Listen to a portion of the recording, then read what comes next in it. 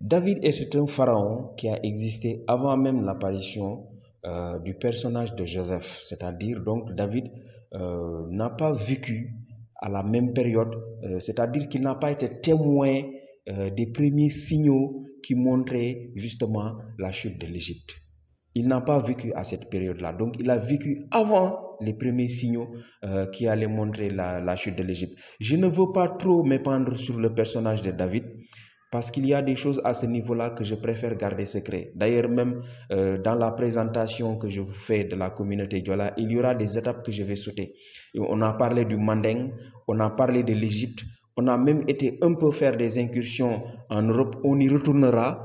Bon, mais je ne vais pas vous parler de la Libye, encore moins, je ne vais pas vous parler de la Libye, je ne vais pas non plus vous parler du Soudan, ni du Niger. Donc nous allons sauter ces périples-là et nous allons revenir encore au Mali. Voilà, donc pour ne pas dire le Manding, parce que le Manding il a préexisté, il a existé avant l'Égypte. Donc nous allons revenir au Mali et du Mali nous allons passer au Bundu et dans le Ngabou. Voilà, donc ce sont des étapes incontournables. Ensuite, nous allons finir avec le Sénégal. Mais les étapes que je voudrais sauter, notamment, ce sera la Libye, parce que la Libye, la cartographie actuellement n'est pas la même que celle à l'époque pharaonique. Donc la cartographie a énormément changé. Voilà, donc je ne vais pas parler du personnage de David, je vais juste vous en dire un peu. Vous savez, lorsqu'on parle, je vous ai dit que le nom, il ne s'invente pas. On vient au monde avec un nom. Et ce nom-là, il sera le nom de départ, mais au fur et à mesure qu'une personne fait des exploits, comme par exemple quand il accède au trône pour devenir roi, il prend un nouveau nom. Donc il y a des noms qui viennent. Et même une fois intronisé roi, quand il réalise de grandes choses, vous allez voir, vous allez voir, il va encore acquérir de nouveaux noms. En fait, ce ne sont même pas des noms, mais ce sont des titres. Mais bon, compte tenu du fait que ce sont des titres qui lui sont personnels, on peut les considérer comme des noms. Voilà. Donc, c'est dans ces cas de figure-là que l'on va avoir un pharaon dénommé David. Le mot David, ça vient du Diola, Dafifit. Il y a un nommé Dafifit. Dafit. Voilà, c'est de là que vient le mot David. Il s'agit d'un pharaon qui a vécu tellement longtemps qu'il est mort dans la vieillesse.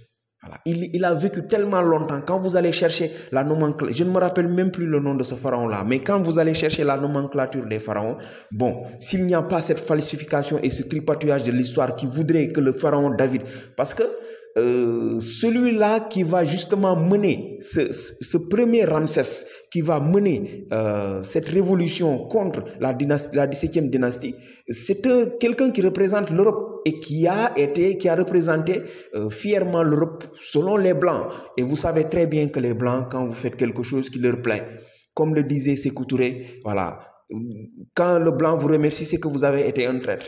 Voilà, donc c'est comme ça. Mais Joseph, vous allez voir, on va lui donner de belles pages dans la Bible. Tantôt il est le plus beau dans la Bible, c'est lui qui est le plus intelligent, il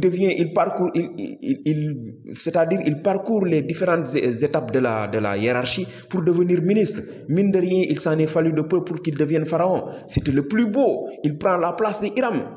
Vous voyez, et puis encore tout d'un coup, on lui donne la place, voilà, donc du père adoptif, du sauveur de l'humanité dans la Bible. Donc il faut toujours que celui qui représente l'Europe vraiment soit dépeint sous de belles couleurs. Ça, il faut comprendre cette falsification-là. C'est un sujet sur lequel, en principe, on aurait dû faire des travaux.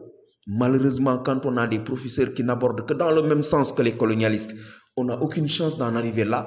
Mais les falsifications de l'histoire et du passé sont un sujet sur lequel on devrait normalement s'articuler si on veut rétablir la vérité scientifique.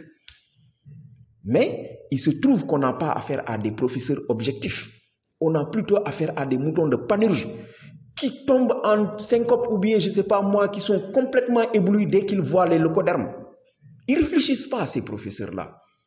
La falsification est en train de détruire l'humanité et de détourner les âmes du droit chemin. Hein? C'est Toutankhamon et son fils et son père Akhenaton. Dans la Bible, c'est eux que l'on retrouve comme étant Saül et Jonathan. Allez-y revoir comment, à cette époque, dans la Bible, la population a demandé un changement de régime. Et c'est exactement, justement, ce que l'on a à cette époque-là de Toutankhamon et d'Akhenaton. C'est pourquoi on va voir maintenant que l'Égypte va passer du statut de royaume messianique pour devenir un empire. Donc le fauteuil du pharaon n'était plus maintenant pour les autochtones. Maintenant, ceux qui étaient dans les provinces ont demandé eux aussi à vouloir être élus pharaon. Voilà ce qui se passe. Changement de régime, exactement dans la Bible. C'est le seul moment où il est question de changement de régime. Vous pouvez être là à nier, mais les vrais théologiciens qui m'écoutent, ils savent de quoi je parle. Ils savent très bien que le personnage de Toutankhamon, avec son père Akhenaton, c'est le même personnage que l'on retrouve dans la Bible, étant le premier roi d'Israël, Saül, et son fils Jonathan. Mais ça, cette falsification de l'histoire-là, c'est à nous de nous dresser comme un seul homme.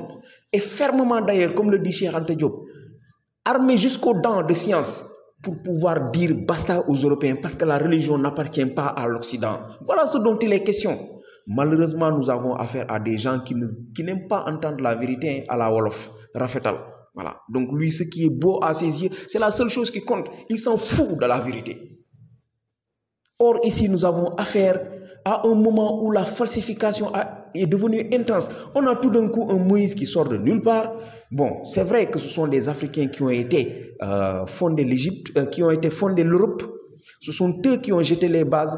Mais je vous ai dit qu'il y a des non-dits, des choses que je ne peux pas révéler ici, en rapport justement avec la fondation de cette Égypte. De cette Europe. Parce qu'il faut savoir, depuis qu'on a trouvé le personnage, c'est-à-dire qu'il y a eu cette rencontre avec Joseph, il y a eu un détachement pour aller le ramener chez lui. Ce détachement-là, il n'était pas seulement censé le ramener chez lui, mais il était censé également étudier le terrain et essayer de jeter les bases donc de la civilisation. Donc c'était la toute première expédition. Mais cette première expédition-là, personne d'entre eux n'est revenu. Enfin, pour ne pas dire revenir vivant, mais personne n'est même pas revenu d'abord. Avant qu'ils reviennent vivants, il faut d'abord qu'ils reviennent. Mais personne n'est revenu. Et entre-temps, cette première expédition et l'expédition que vous voyez là, c'est-à-dire le retour de ce Ramsès-là, il s'est passé plusieurs expéditions. Et parmi toutes ces expéditions-là, aucune de ces expéditions n'est jamais revenue. Je crois qu'une ou deux expéditions seulement sont revenues. Et si l'on vous donne les détails, vous-même vous allez comprendre qu'il y a anguille sur roche. Il y a donc des non-dits concernant la fondation de l'Europe. Parce que les créatures qui étaient là-bas, c'était des créatures cannibales. C'était des vampires. Et cette civilisation, cette expédition-là, ces expéditions-là, ces missions d'expédition-là, se sont révélées beaucoup plus périlleuses qu'on ne pouvait l'imaginer. La plupart des expéditions sont parties et ils ne sont pas revenus. D'ailleurs, dans la Bible, vous allez voir, on vous parlera du prophète Lot. Bon, la Bible parle de Lot, hein, c'est la falsification qui dit Lot. Il ne s'appelle pas Lot. Le vrai nom, la véritable prononciation, c'est Lat. Yonemi Udaoudjat. Ne mambuka ku jawmi manku buntil yoku ngolent ku leñu manku ketubo awrinjat ulat frima fotofu purumlo ulat, c'est un nom de mission. Vous allez voir que tous ceux-là qui vont partir, il y en a d'autres, hein, je vais vous donner d'autres noms. Tous ceux-là qui vont partir, mais ils vont changer de nom, c'est-à-dire leur nom de mission. Ils vont avoir un nom de mission. Quand ils vont quitter le territoire égyptien pour aller en Europe, ils vont prendre un nouveau nom. Donc c'est le nom de mission. Vous savez, je ne peux pas faire un discours ici sur le baptême et la dénomination. Chaque fois que je parle de nom, c'est à vous d'être suffisamment intelligent et de comprendre où est-ce qu'on veut en arriver. Je ne peux pas toucher à tous les sujets en même temps. C'est pourquoi chaque fois que je fais la présentation de la communauté Diola, je suis contraint de procéder à des digressions. Maintenant, c'est à vous d'être suffisamment à la hauteur pour savoir où est-ce qu'on veut en venir. Hein? En tout cas, je ne vais pas présenter l'Europe ici parce que c'est un sujet qui est énormément vaste et il y a énormément de non-dits. Et surtout, le côté métaphysique concernant la présentation de l'Europe est énormissime. Je veux tout simplement que vous compreniez qu'il y a ici opposition entre des Noirs qui deviendront plus tard des indigènes qui sont venus de l'Europe, des Noirs qui réclament légitimement leur trône, leur place au trône, mais aussi des autochtones qui se veulent orthodoxes et orthodoxes et qui ne veulent pas changer. On a à peu près la même situation que la naissance des États-Unis avec l'Angleterre. Voilà, donc cette longue marche vers donc l'indépendance des États-Unis, à peu près cette même situation que l'on a ici.